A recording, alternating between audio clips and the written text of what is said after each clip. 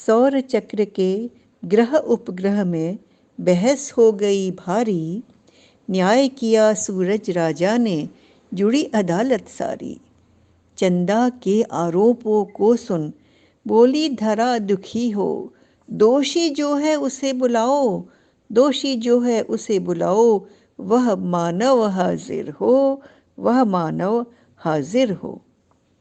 साथियों नमस्कार। ढेर सारा अनुराग और प्यार, आमने सामने में आपका सत्कार, आपके आने का हृदय से आभार। आपके आते छा गई बहार, और आज हम करने वाले हैं प्रश्नों की बौछार। है तैयार? तो चलिए, सवाल के जवाब आप देंगे। मैं आपसे लगातार दन सवाल पूछती जाऊंगी, ठीक है? और आप बताते जाएंगे। तो सवाल है कि रात का अंधेरा मिटाने वाला कौन? ठीक पहचाना, सूरज। दिन में उजाला लाने वाला कौन? सूरज। पेड़ों को, पंछियों को, तितलियों को, भंवरों को धूप से नहलाने वाला कौन? सूरज। मौसम को बदलने वाला कौन? सूरज। दिशा का भान कराने वाला, पूरब पश्चिम उत्तर दक्षिण दिखाने वाला कौन? हाँ जी हाँ, सूरज। जल का चक्कर चलाने वाला कौन? वो भी सूरज। और रंगों को दिखाकर, हरियाली को लाकर, फसल को उगाकर भूख मिटाने वाला कौन? वो भी सूरज। और प्रकाश के रंगों को दिखलाने वाला कौन? सूरज। इंद्रधनुष को अपने आप में समेटकर बिखारने वाला, बिखेरने वाला, चितराने वाला कौन? वो भी सूरज। और हर वर्ग तक, हर जन तक, हर जाति तक पहुंचने वाला समान रूप से, वो भी सूरज। जी हाँ, ऊर्जा का अथाह भंडार कौन? वो भी सूरज। और सबका जीवन दाता और ऊर्जा का अपार अपार अपार भंडार और आगार कौन है? वो भी है सूरज। और नक्षत्र, ग्रह, तारों को और सौरमंडल को चलाने वाला, वो भी कौन है? वो भी सूरज। और तो और अंतरिक्ष में एक जब वाद विवाद होता है ना, जब लोगों के अंदर कुछ नोकझोंक होने लगती है, कोई बात बढ़ती है, तो उस झगड़े को भी निपटाने वाला है सूरज। तो चलिए, आपको ले चलती हूँ अंतरिक्ष में, जहाँ एक खास अदालत लगी है। वहां भी अदालत लगती है। जी हाँ, कोई झगड़ा निपटारा करना हो, कोई वाद विवाद हो, तो सुलह करने के लिए अदालत का वहां भी काम है। और न्यायाधीश कौन है भाई? अरे, न्यायाधीश की कुर्सी तो खाली पड़ी है, लेकिन अदालत में दृश्य जो दिखाई पड़ रहा है, उसमें सब ग्रह, नक्षत्र, सितारे, धूमकेतु और न मालूम कौन कौन उपग्रह सब बैठे हुए हैं, सारे तैयार हैं और मुकदमे की पेशी की प्रतीक्षा है। और ये कौन आ गया? अरे अरे अरे, ये अपने वलयों को समेटता हुआ, और ये काले कपड़ों में, जैसे लग रहा है कोई वकील साहब हैं। अरे, ये तो शनि महाराज हैं। और वलय कौन है? इनके चारों ओर चक्कर लगाते हुए चक्र जो बने हुए हैं, उनको वलय कहते हैं। और वलय जो है उलझते जा रहे हैं, यहाँ वहां कुर्सियों में टकरा रहे हैं, और शनि मनी मन मुंह में कुछ बुदबुदा रहे हैं। ये वलय जरा भी चैन नहीं लेने देते, जहां वहां टकराते हैं, परेशान करते हैं। देर करा दी। ओह, अच्छा हुआ अच्छा हुआ, न्यायाधीश महोदय अभी तक नहीं पधारे हैं। न्यायाधीश की कुर्सी तो खाली थी सो थी, वादी प्रतिवादी भी अभी तक नहीं आए थे। फिर वकील शनि महाराज झुझलाने लगे, ये वादी नहीं आई, प्रतिवादी नहीं आई, कैसे मुकदमा चलेगा? और तभी आवाज आई, न्यायाधीश महोदय पधार रहे हैं। और न्यायाधीश के रूप में कौन आया? वो भी अपना सूरज। जी हाँ, और सारे के सारे अदालत में उपस्थित ग्रह, नक्षत्र, धूमकेतु, तारे और उपग्रह सब खड़े हो गए। सबने सूरज का अभिवादन किया सिर झुकाकर, और सूरज ने सबको बैठने का इशारा किया। और उसके बाद उसने पूछा कि आज कौन सा मुकदमा है? आज हम किस चीज की सुलह कराने जा रहे हैं? तो अदालत में उपस्थित ध्रुव तारा था, उसने भी इधर उधर देखा। वादी प्रतिवादी वो बोल ही रहा था कि शनि जो वकील थे वादी के, वो बोल उठे, महाराज महाराज मेरी मुवक्किल अभी आ रही है, आ रही है, जरा सजने धजने में समय लगाती है ना। और सारी अदालत में हंसी हो गई, सबने हंसना शुरू कर दिया और सब जगह शोर मच गया। और सूरज नाराज हुआ, उसने आंखें दिखाकर कहा खामोश, और सारी अदालत में सन्नाटा छा गया। और उसके बाद शनि ने कहा महाराज न्यायाधीश महोदय, मेरी मेरी मुवक्किल बस आ ही रही है, आ ही रही है। ओ लीजिए लीजिए, वो आ गई। और तब तक कौन आया, देखा कि अपनी चंदा, अपना चांद, वो अपना मुकदमा लेकर आई हुई है। और शनि ने कहा कि महाराज ऐसा विचित्र मुकदमा, ऐसा अनूठा मुकदमा आज तक अदालत में नहीं आया। एक माँ और बेटी ही आपस में उलझ गए हैं और माँ बेटी के बीच का ये मुकदमा आज आपके सामने रखा जाएगा, लेकिन अभी तक वो प्रतिवादी नहीं आई। तो जो वादी है चांद, उसने कहा मुझे मुझे क्षमा किया, क्षमा किया, क्षमा किया। तैयार हो रही थी ना, लेकिन मेरी जो प्रतिवादी है ना, वो असल में उसको बना कर लाने में देर हो गई, बड़ी मुश्किल से मानी। अरे उसके कपड़े जरा मैले कुचैले है ना, तो इसलिए नहीं मान रही थी। अदालत की जो वादी कौन है, वो है चंदा रानी। सिर पे मुकुट पहना है, चंदा का मुकुट है, चंदा का ताज है, और बहुत खूबसूरत, खूब जगमगाती हुई, चमकती हुई चली आई हैं। और किस पर आरोप लगा रही हैं, अपनी माँ पर, कि मेरी माँ जो है मैली कुचैली है, आने को तैयार नहीं थी, बड़ी मुश्किल से अपनी कसम दिलाकर उसको अदालत तक लाई हूं। और उसके बाद न्यायाधीश कहते कहाँ है, प्रतिवादी को पेश किया जाए। और ध्रुव तारा कहता है कहाँ है प्रतिवादी, कहाँ है प्रतिवादी। और बाहर झांकता है तो बाहर कौन था, अरे पृथ्वी, मैली कुचैली साड़ी पहने, खांसती हुई, कराहती हुई, साड़ी में जगह जगह पैबंद लगे हुए, मैल से अटी हुई, बालों में मैल, बालों में धूल, और जर्जर कृश काया, जगह जगह तन में चोटें, विक्षिप्त और परेशान सी, रुआसी सी अदालत के बीच में पहुंची। और सारे के सारे लोग क्या हो गए, हैरान हो गए, भौचक्के रह गए। सूरज ने कहा ये आपका हाल किसने किया। तो शनि ने कहा, वकील ने कहा महाराज ये मुकदमे में स्पष्ट हो जाएगा, पहले मुकदमा शुरू किया जाए, आपकी अगर आज्ञा हो तो चंदा ने कहा हाँ हाँ महाराज, मैं आपको बताती हूं कि मेरी और मेरी माँ के बीच का क्या मुकदमा है। तो सूरज ने कहा, न्यायाधीश ने, आप ऐसे कुछ नहीं बोलेंगी, आपको जो कुछ कहना है आप कटघरे में आइए और आकाश गंगा की शपथ लेकर अपनी बात कहेंगी। तो चंदा रानी जो है वो कहाँ पहुंच गई, कटघरे में पहुंच गई। और ध्रुव तारे ने आकाश गंगा की शपथ दिलाई और चंदा ने कहा मैं जो कुछ भी कहूंगी सच कहूंगी और सच के सिवा कुछ नहीं कहूंगी।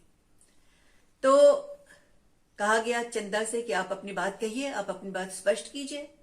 तो चंदा ने कहा कि ऐसा है कि मैं जन्मी तो पृथ्वी से ही हूं, मेरी माँ पृथ्वी है, लेकिन मेरी खूबसूरती की चर्चा पूरे आकाश में है, पूरे विश्व में है, मुझे सम्मान से देखा जाता है, लोग मुझे देखकर न मालूम कैसी कैसी उपमाएं देते हैं। तो महाराज मैं तो हूं चंदा जिस पर फिदा रहता है हर बंदा। फिर अदालत में थोड़ी सी खलबली सी मची, थोड़ी मुस्कुराहट आई लोगों के चेहरे पर, और सूरज न्यायाधीश ने फिर से कहा आंखें तरेर के, ऑर्डर ऑर्डर, शांति भंग मत कीजिए, अदालत का सम्मान करना सीखिए। चंदा ने कहा जी जी जी। और शनि जो उनका वकील था चंदा का, उसने भी आंखें दिखाई चंदा को कि आप मत बोलिए, मैं आपकी तरफ से बात कर रहा हूं। और उसके बाद शनि ने कहा कि महाराज आज मेरी मुवक्किल चंदा रानी अपनी मां पृथ्वी के विरुद्ध शिकायत लेकर इस दरबार में हाजिर हुई है। अरे मां की विरुद्ध शिकायत, ऐसी क्या बात भाई, मां जिसने जन्म दिया, जिसने आपका लालन पालन किया, जिसने आपको इस नक्षत्र में, इस नगरी में लाकर सम्मान दिया, उसके प्रति आप शिकायत कर रही हैं। तो शनि ने कहा महाराज ये कलयुग है, कलयुग में संतानों को अपनी मां से शिकायत ही शिकायत रहती है, और चंदा रानी भी जो है उनको अपनी माँ से बहुत शिकायत है कि माँ ने हालांकि इन्हें जन्म दिया, इन्हें सम्मानित अवस्था दी, इन्हें चंदा के रूप में प्रतिष्ठित किया, लेकिन इनको शिकायत क्या है? इनकी शिकायत ये है कि इनकी माँ इनके विरुद्ध साजिश रच रही है। साजिश? कैसी साजिश? सूरज ने पूछा। चंदा आप बताइए क्या साजिश रची जा रही है? तो चंदा ने कहा कि न्यायाधीश महोदय, मैं देखिए मैं इतनी सुंदर हूँ, इतनी रूपसी हूँ, और मुझे अपने सौंदर्य पे इतना गरूर है, इतना गर्व है, और मेरी माँ मेरे ही सौंदर्य को खत्म करना चाहती है, मुझे अपनी तरह कुरूप और बदसूरत और गंदा बनाना चाहती है। महोदय, आज आज मेरी हालत आप देख रहे हैं, मैं कैसी क्षत विक्षिप्त अजीब सी हो गई हूँ, रोगी लग रही हूँ, खांस रही हूँ, सांस नहीं ले पा रही हूँ। सूरज ने कहा, अरे लेकिन आपका वकील कहाँ है? आप अकेले कैसे आई हैं? आपका वकील क्यों नहीं है? पृथ्वी ने कहा, महाराज, मैं आज तक अपनी लड़ाई खुद लड़ती आई हूँ, दूसरों का सहारा नहीं लिया। मैं मानिनी हूँ, अभिमानिनी हूँ, मैं अपनी बात स्वयं कहना चाहती हूँ, अपना मुकदमा खुद लड़ना चाहती हूँ, मुझे अनुमति दी जाए।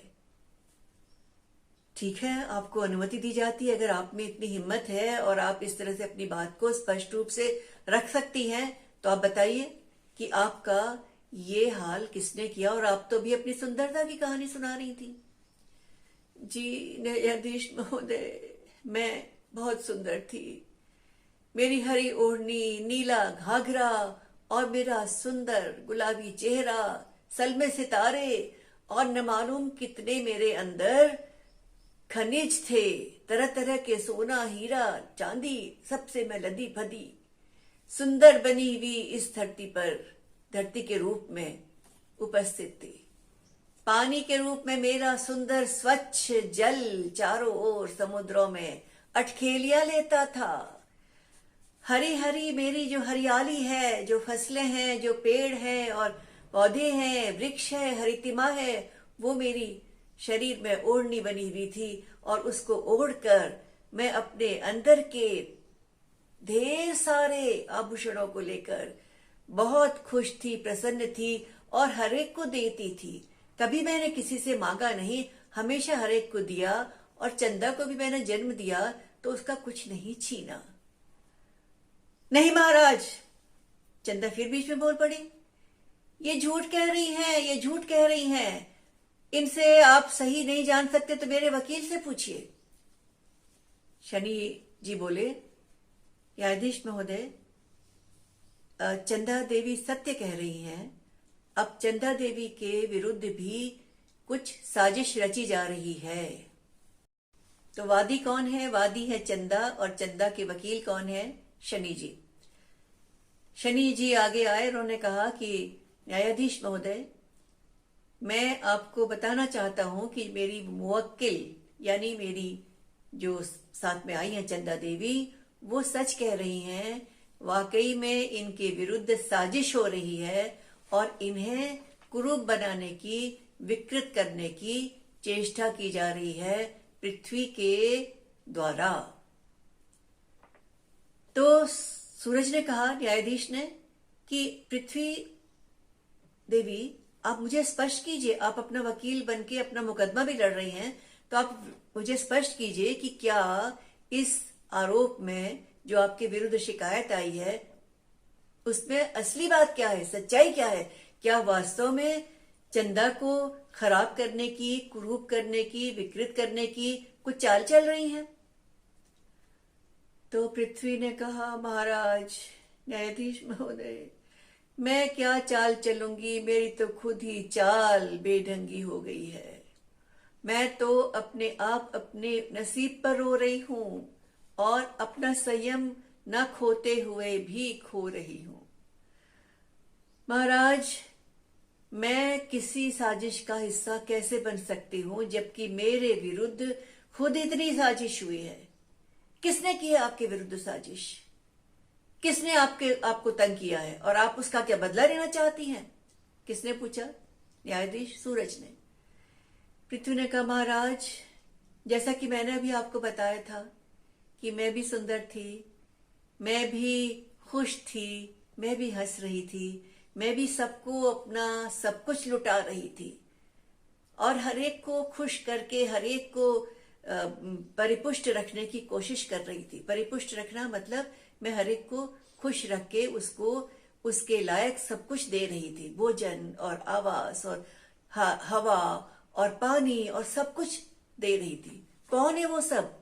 महाराज, ये जो जीव जंतु है, मनुष्य है, प्राणी है, वो सब जितने भी जीवित लोग हैं वो सब मेरे इन्हीं पानी और हवा और इस पूरे आवरण की वजह से प्रसन्न थे, जीवित थे। आप ही बताइए जज साहब, थोड़ा जोश में आ गई पृथ्वी और एकदम से तन कर खड़ी हुई। आप ही बताइए महाराज, आप ही बताइए न्यायाधीश महोदय, कौन चाहेगा कि उसके शरीर को खराब किया जाए? कौन चाहेगा उसको क्षत विक्षत किया जाए? कौन चाहेगा कि उसके कपड़ों में पैबंद लगा हो?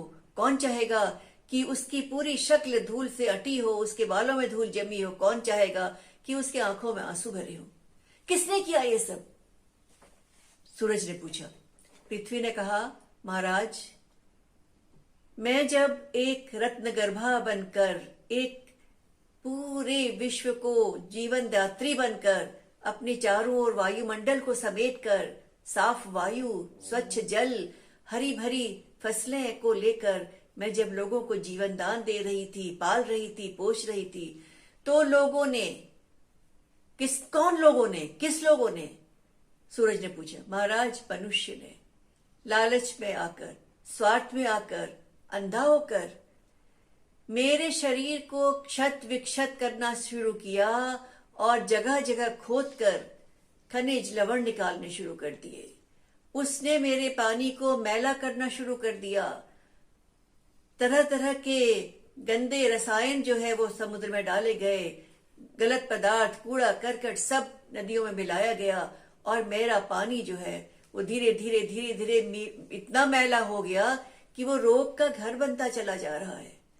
और हवा जिसका आवरण ओढ़कर मैं इतनी और इतराती फिरती थी, इटलाती थी, खुश होकर गाती थी, उस हवा को वाहनों के धुओं ने, फैक्ट्रियों के धुओं ने, सब ने इतना विषाक्त बना दिया कि वो सांस लेने लायक भी धुआं नहीं रह गया। महाराज, इस मनुष्य ने मेरे पूरे साड़ी में पैबंद लग गए हैं, मेरी हरियाली छिन गई है, मेरा शरीर कुरूप हो गया है, मेरी सांस अटक रही है, मैं बोल नहीं पाती, मैं खुद अपने आप को ठीक से व्यक्त नहीं कर पा रही, लेकिन इस मनुष्य ने मेरा सर्वनाश कर डाला है। शनि जो वकील है, किसके? चंदा के, फिर बीच में आए। लेकिन महाराज, अब पृथ्वी में जब रहने की जगह नहीं बची, जनसंख्या बढ़ती जा रही है, संसाधनों की कमी हो रही है, तो चंदा में लोगों को भेजने की तैयारी की जा रही है। इसमें किसका दोष है? पृथ्वी फिर बोली, महाराज, इसमें भी दोष उस मानव का ही है, उस अभागे मानव का है। पहले तो उसने जिस पेड़ में बैठा उसी की जड़ें काटनी शुरू कर दी। ये नहीं सोचा कि उसको जीवित रहने के लिए जो भोजन चाहिए, पानी चाहिए, साफ हवा चाहिए, जो मैं उसे दे रही हूं, खूब खूब मात्रा में, प्रचुरता से दे रही हूं, उसका वो सर्वनाश करता गया। मेरे खनिज लवणों को खोद खोद कर लालच के मारे उनका वो संसाधनों का बहुत ज्यादा उपयोग करता है, जरूरत से ज्यादा चीजों को बटोर कर, इकट्ठा कर अपने भंडार भरने की कोशिश में लगा रहा। और फिर उसने मनुष्य जाति से लड़ने के लिए तरह तरह के विनाशकारी एटम बम और न मालूम क्या क्या युद्ध की योजनाएं बनानी शुरू कर दी, और लड़ाई के मारे तरह तरह के बम डालकर, और जापान, हिरोशिमा जैसी स्थिति अब पूरे विश्व में होने जा रही है, और अभी एक और विश्व युद्ध छूटने की पूरी आशंका हो गई है, क्योंकि लोगों के, मनुष्यों के लालच का, उसकी ख्वाहिश का, उसके अपने अधिकारों को बढ़ाने का, अपनी जमीन बढ़ाने का जो उसका एक सपना है, उस सपने को लेकर वो बिल्कुल अंधा हो गया है। आंखों में पट्टी बांध ली है उसने महाराज, और तो और वो जनसंख्या के बारे में भी चिंता नहीं कर रहा है, और लोगों की संख्या इतनी बढ़ गई है, इतनी बढ़ गई, इतनी बढ़ गई है कि मनुष्यों के बोझ से ये धरती अब कहाँ समाये समझ नहीं पा रही है। तो इसलिए मनुष्य ने अपनी अपनी ओर से एक और विज्ञान में उन्नति की है, तरह तरह के यंत्र बना दिए और विमान बना दिए और अंतरिक्ष के विभिन्न भागों में पहुंचने की एक योजना बना ली और चंदा तक पहुंच के वहां पर अपने अंतरिक्ष यान द्वारा उस धरती में अपने मनुष्य जाति को बसाने की, उसकी धरती का शोषण करने की, उसका दोहन करने की पूरी मंशा बना ली है। यह सुनकर पूरी अदालत में सन्नाटा छा गया और सूरज ने, न्यायाधीश महोदय ने चंदा के वकील की ओर देखा तो शनि महाराज भी बोले, शनि जी भी बोले कि हाँ महाराज, पृथ्वी जी की बात बिल्कुल सही है, मनुष्य ही दोषी है, क्योंकि मनुष्य के लालच ने उसे अंधा बना दिया है। मनुष्य के लालच ने उसे सोचने से बिल्कुल सोचने योग्य नहीं रहने दिया है, और उसकी जो फितरत है दुश्मनी पालने की, लोगों के प्रति घृणा की, लोगों के प्रति ईर्ष्या की, एक दूसरे को नजर से नहीं देख पाते वो सामने आमने, और सबके प्रति विद्रोह मन में पालते हैं और दुश्मनी पालते हैं, और अपने आप को अधिक संपन्न सिद्ध करने की कोशिश में उन्होंने आगा पीछा देखे बिना एक तो काम करने शुरू कर दिए हैं, तरह तरह के गलत काम, बुरे काम, और उसके अलावा चंदा की धरती में प्रवेश कर वहां भी खोद कर वहां भी पता लगाना शुरू कर दिया है कि यहाँ पर रिहाइश के लिए कौन सी जगह है, पानी कैसे मिलेगा, यहाँ कैसे जीवन व्यापन होगा, और सबका दोष किसका है? मानव का है। सूरज ने आंखें तरेरी और भ्रिकुटी पर बल दिए और कहा, अच्छा तो यानी सबका दोषी मानव है। और उसने कुछ इशारा किया ध्रुव तारे की ओर, और ध्रुव तारे ने कहा, मानव हाजिर हो, मानव को हाजिर किया जाए, मानव हाजिर हो। अचकचाकर मेरी नींद खुल गई। ये तो सपना था। जी हाँ, सूरज की अदालत का सपना था, और वो क्या कह रहा था कि मानव हाजिर हो, और मेरी आंख खुली, मेरी चेतना भी जागृत हुई, मेरी बुद्धि ने भी साथ दिया, और मुझे महसूस हुआ कि हमारा, मानव जाति का, हमारे भाई बंधुओं का यही दोष है कि हम बिना सोचे समझे अपने सीमित संसाधनों को खत्म कर रहे हैं। हम पृथ्वी का दोहन कर रहे हैं, हम पृथ्वी के जल को खराब कर रहे हैं, पानी को खराब करके वायु खराब कर रहे हैं, माहौल सारा बिगाड़ रहे हैं, ध्वनि को प्रदूषित कर रहे हैं, और पेड़ काटकर जो पेड़ हवा का दोष ले लेते थे उनको भी हमने नष्ट करके सारी पृथ्वी को खत्म कर डाला है। दोषी हम हैं, चेतना हमें जगानी होगी। इस चेतना को जगाइए, अपने अंदर के मानव को विकसित कीजिए। नमस्कार।